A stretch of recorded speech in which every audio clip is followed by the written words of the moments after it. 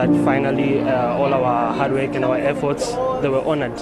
And what more could I say? I just thank God that He decided to crown me with 7 distinctions. Yeah. Well, all appreciation goes to my teachers and my principal, all our circuit managers. I mean, it has been teamwork, team effort, and most especially my humble family. Yeah. Hello, guys. Welcome back to Gift Varsity TV. This is Gift Bozekana, your host. I am with the best here. You know, I bring the best in this channel, Gift Varsity TV. My guy, can you introduce yourself to my viewers at home? Don't forget to like this video, thumbs up, and don't forget to hit the subscribe button. We are on our road to 100,000 subscribers. So, my guy. How are you? I'm great, man. Congratulations for making to Gift Varsity. Welcome. Did you watch this channel in your high school? Yeah, well, I did watch. You know, Gift Varsity is an inspirational channel. Yeah. Especially for people that have the heart to make it. Yeah. Gift Varsity TV, guys, is the best. And this is the, you know what I like, that students that are getting good marks, they also come into this channel so that you can also be inspired and come and I interview you again in this section of people who are doing well. Man, I brought you that you did well in your MATRIC, right? How many distinctions did you get? Well, I got a full house, which is 7 distinctions. Full house. Yeah, I got 7 distinctions. 7 distinctions. Wow. Did you get your marks there? Like, to tell you your best marks there that you can remember? Well, I got 100% for geography, to get 97 for life orientation, 94 for life sciences, and a 90 for maths. 90 for maths. Physics. Physics, well, I got an 88. Oh, but it's still the best, man. 100% in geography. Yes, sir. Wow. How did you get these marks, man? Well, you know that geography can be quite an overwhelming subject. You know, there's a lot of content there, a lot of notes. In fact, it's a lot. I mean, you are having 4 topics there, and there's also map work there, so it can get a bit overwhelming. But I think it was just studying hard. It was just putting the efforts, and I would also like to contribute it to my teacher, Mr. Nkumeleni MR, who was teaching me geography. In which high school? In Ahatuta Secondary School. It's in Orange Farm. That's where I live. Okay. Yes. So your teacher played a big role. I mean, the school was indeed supportive. You know, those materials that you get, yeah, practicing with past question papers, trying to understand the content, how they set question papers, and how you can apply knowledge, not only to cram the structure, but also to apply your knowledge. I think that really helped, especially with geography. Let's go deeper, man. Like, I know you're applying knowledge here, but how did you study geography? Like, give me the scenario now, or making sure that you are getting good marks. Starting from the how did you do it? Okay, well, thing with geography is that you have to work smart and not hard, because working hard in geography might be a bit overwhelming. So you need to find a way in which you can cover the whole content, but a bit faster, and also making sure that you don't summarize it too much, so that you don't leave the important concepts out. So it's just divide the topics, and then you study each topic very, very smart. You try and make sure that you know the knowledge. What is it that the examiners will be expecting from you? What do you need to know? What is important? And then you just apply that. That's an example. I know you're saying that you need to cover it. How did you study it? Like, the methods, like, how did you work? Did you work with people? And Well, back in high school, I used to feel comfortable in working alone. So because I felt like I understand myself better, and working with people might drag you a little bit behind sometimes, because you must make sure that you go as a team.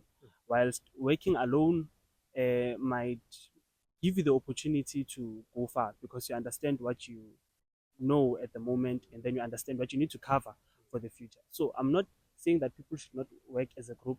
Working as a group, it's good because you get to receive information from different people, but also consultation, going to your teachers, asking information. If you are going to YouTube, go to YouTube and try and find information. So those are the important skills that can help you, especially in acing geography. And also, don't try and use words too much. I think illustrations, if you can use structures, that can be very, very important, because geography, those drawings, trying to make your sketches a little bit simpler. than just writing things in words. Because geography, it needs you to have an imagination of what's happening. So if you can just apply that to your skills, yeah, it can work for you. Wow, wow, wow, wow, wow, wow, wow, wow. Man, let's go to the 90s now. How did you get a 94 in physics? Is what? In 94 in It's life sciences. or life sciences? Well, life sciences is a bit tricky subject. It's very fun to learn, but now when it comes to the examiners, they're very, very strict. So you have to be very careful. You must know what they're expecting. You must know what they're expecting, and you try and you apply that when you write it. I mean, tell us, how did you study for life sciences, man? Okay, studying for life sciences was a bit nice. Well, thing about life sciences is you can't rely on one textbook. So if you can try and use maybe different textbooks, different study guides, try and you gather that much information, and you apply that during exam times. Also, same as geography consulting, you try and make it fun. If it means using mnemonics, you use mnemonics. I like using abbreviations. You abbreviate something so that the content becomes easier. You name those processes, you sing them out, you look at yourself in the mirror and you speak all of them. If it works for you, then use it and apply it. Then you will ace life sciences. Yeah. Yeah, For the 90s, for what is for maths? yeah, the 90s for maths. How did you study maths, man? Well, maths is a very, very practical subject. So maths needs you to practice a lot. I mean, a lot, ranging from, I wouldn't advise classwork, but for you to know basic, you can use those textbooks, and then you get into past papers. Past papers, you can be as diverse as ever, going to the past provincial papers, past national papers. If you're using NSC, you can go to IEB. If you're using IEB, then you may also go to NSC, just so that you expand the scope of your mind, especially mathematically.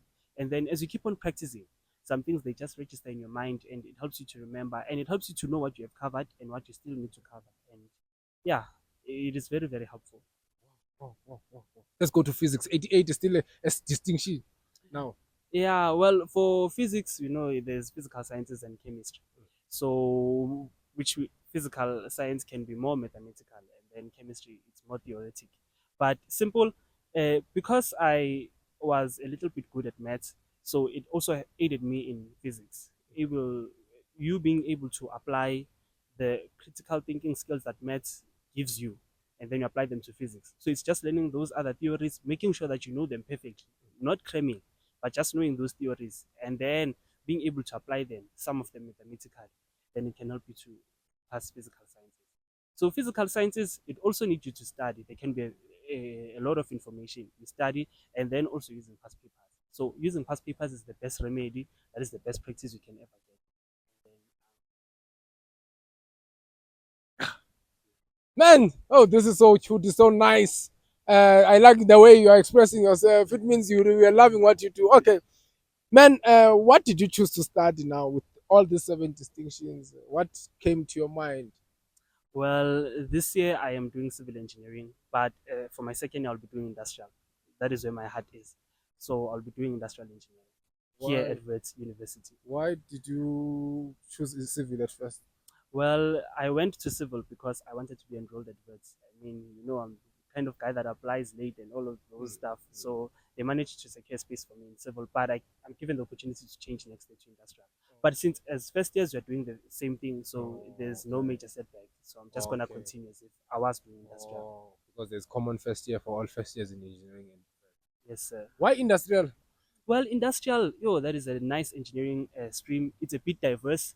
Industrial engineers are everywhere. So they have a mind that I think I do have, which is a mind that will always say, how can we make things to be better? How can we improve things? How can we improve systems? How can we make things to be faster? That is the basic mind of an engineer. So industrial engineers, they can go into any engineering discipline and work there as engineers because of their innovative mind, because they are always looking at, it's not defined into a certain specific category. They are very, very diverse. So looking at South Africa and our employment opportunities, so that seeing that the issue of unemployment in South Africa, like it's an alarming issue, and you can't afford to get good grades at high school, and then you get your degree at a great institution, and then you sit at home.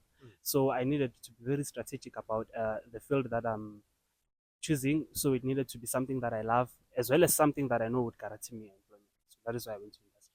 Wow, wow, wow. Man, wow, that's great. That's great. I love the way you think too much. Yeah, yeah, you can think. Okay, so what can you say to every grade 12 learner that is watching us in our country? What can you say? Well, I'd like to say to grade 12s that they do have the potential. First thing, they do have the potential if they can just believe in themselves.